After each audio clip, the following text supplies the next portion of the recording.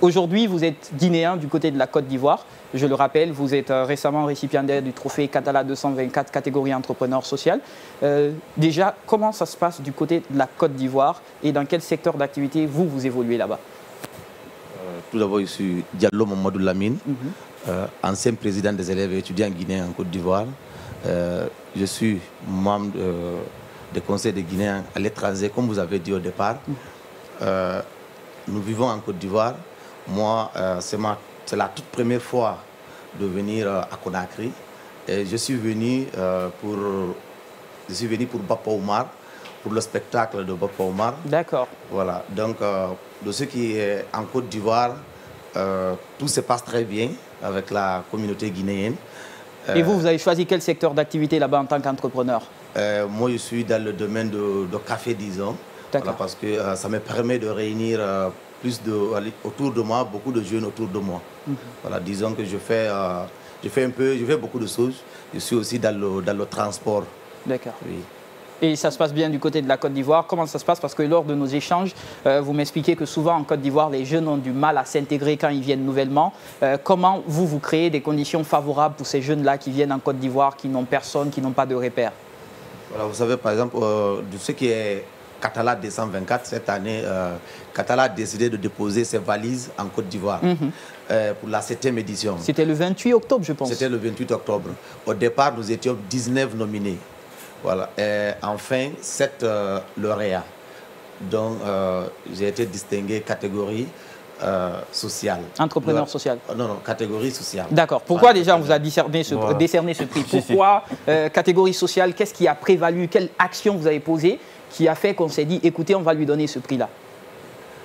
Quand Katala est arrivé en Côte d'Ivoire, Katala a appelé mon ancien vice-président nommé Aïdara Alpha.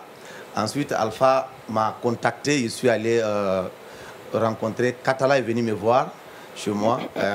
Quand ils sont venus, je les ai présentés tous les jeunes Guinéens qui sont autour de moi. Ils sont environ combien? Je ne peux pas définir, mais ils sont centaines. Waouh. Oui. Et tous ces jeunes gravitent autour de vous? Tous ces jeunes sont autour de moi et ils gravitent autour de moi.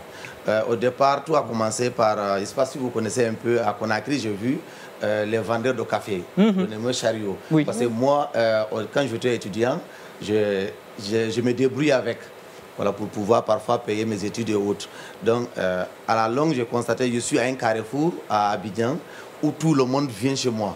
Donc quand on descend, on dit automatiquement, ah voilà, il y a un Guinéen ici, partez chez lui. Vous voyez, les jeunes Guinéens, c'est des jeunes très laborieux. Quand ils arrivent à Abidjan, ils décident de partir à Abidjan sans connaître quelqu'un. Il arrive à la gare, il ne connaît ni devant ni derrière. Donc quand ils se renseignent, on dit, bon, il y a quelqu'un qui est là, il s'appelle Lamine, parce que moi je dirais, ça fait disons plus de 20 ans ici au quartier. Tout le monde me connaît. Donc Lamine est là. Ils viennent me voir automatiquement. Qu'est-ce que moi je fais? Je dis, bon, ok, vous êtes venus, il faut... Voilà, vous êtes venus, il faut... Voilà, vous ne pouvez pas rester comme ça sans rien faire. Voilà, moi, ce que je peux faire pour vous, c'est de mettre à votre disposition un chariot de café pour vous débrouiller. Ou dans le cas contraire, si vous avez rencontré quelqu'un d'autre qui est capable, qui peut vous donner du boulot, moi je me porte garant de l'activité. D'accord. Voilà. Donc il y a eu des personnes comme ça, par exemple, quand il me dit, bon, je veux faire ceci ou bien je veux faire cela, mon grand frère là, donc peut-être tout le monde sait aujourd'hui, communément, quand vous arrivez chez moi, on m'appelle Koto. Donc je peux débarquer à Abidjan, déposer mes valises chez vous? C'est à cause d'eux, on appelle tous les Guinéens Diallo en Côte d'Ivoire. Effectivement. Moi, j'aimerais bien savoir, à part la garantie que vous offrez à ces jeunes qui arrivent nouvellement, est-ce que ça arrive un moment où vous vous retrouvez avec tous ces jeunes pour au moins créer des activités et là-bas? Oui, naturellement. Ces jeunes sont devenus ma première famille en Côte d'Ivoire. Dieu merci, Katala y était pour voir la preuve. Par exemple, le jour de la fête de Tabaski, on a eu la chance d'immoler un bœuf, mais je vous assure, on était plus de 50 de personnes chez moi à la maison, 50 jeunes Guinéens qui sont venus, et après, il y a des gens qui m'ont dit, ah, nous on ne savait pas, nous on ne savait pas. Donc, toutes ces personnes sont autour de moi, même à l'instant, quand ils m'ont vu, je sais que tout le monde me regarde, tout le monde, je sais que tous ces jeunes la suivent, l'émission. beaucoup m'ont écrit pour me dire, bon, félicitations, nous sommes fiers de toi, merci. Mais je ne fais pas tout ça, je n'attends rien en retour.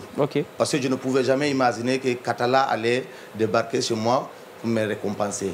Et Katala, quand Katala est arrivé, disons, sur la liste à catégorie sociale, nous étions 3. Il y a l'ancien président de notre association qui est un modèle aujourd'hui pour moi personnellement. Il s'appelle Barry Abdurrahman, un doctorat en sociologie. Et il y avait aussi la marraine de notre association, Tanti Safiatou Cham. Donc je les félicite déjà et je les ai dit merci infiniment. Filière café dans laquelle vous êtes en train d'évoluer là, dites-moi, c'est du café brut? Est-ce que vous cherchez pour mettre en emballage ou bien comment on fait? En fait, moi, je suis en partenariat avec des Libanais en Côte d'Ivoire. Je travaille beaucoup avec les Libanais. Quand ils importent le produit, moi, je suis le distributeur voilà, de ces produits-là. J'ai au moins 5 à 6 produits que je distribue. Mais vous voyez les chariots de café. Après, quand il y a une entreprise même que j'ai contactée par rapport à ces jeunes, ils m'ont donné 20 chariots gratuitement. Et moi, j'ai remis ces 20 chariots gratuitement aussi à tous les jeunes. C'est bien. Et je vais vous dire, moi, excusez-moi pour le terme, je n'aime pas trop parce que je ne maîtrise pas trop. C'est très sensible, mais moi, avant, quand j'étais sur les bancs des études, je ne croisais pas les sous-sous en Côte d'Ivoire. Et les sous-sous. J'étais beaucoup en contact avec la communauté Peul, les forestiers, les malinqués, majoritairement. Mais là, depuis que je suis dans ce domaine, j'ai découvert beaucoup de jeunes sous-sous autour de moi. Énormément. Et ils sont énormément chez nous. Voilà. D'accord. Est-ce que vous avez maintenant des projets pour la Guinée? Vous tentez peut-être de vous installer, je ne sais pas moi. Est-ce que vous avez songé à vous installer en Guinée, à implanter quelque chose? Ou bien vous allez d'abord continuer votre chemin du côté de la Côte d'Ivoire et ensuite on verra? En fait, je suis quelqu'un, j'aime beaucoup la Guinée, j'aime mon pays. Si vous remarquez, malgré toutes ces années, mon accent n'a pas changé. Parce que je suis beaucoup entouré de Guinéens. Voilà.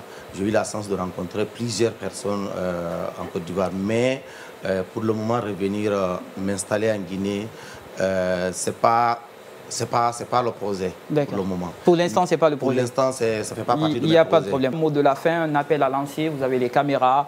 Si vous souhaitez lancer un mot aujourd'hui, ça serait quoi? Quel est votre message pour la jeunesse guinéenne, partout qu'elle soit dans le monde? Merci d'abord à Dioma TV, merci à Al Soirée, merci à M. Tamba.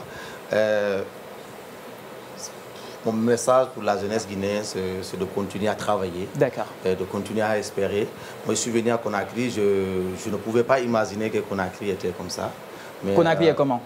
Conakry est très beau. D'accord, c'est bon, je suis rassuré. Ça me donne envie de rester. Même si je suis pressé pour partir, mais quand même Conakry donne envie de revenir. D'accord, il y aura d'autres occasions.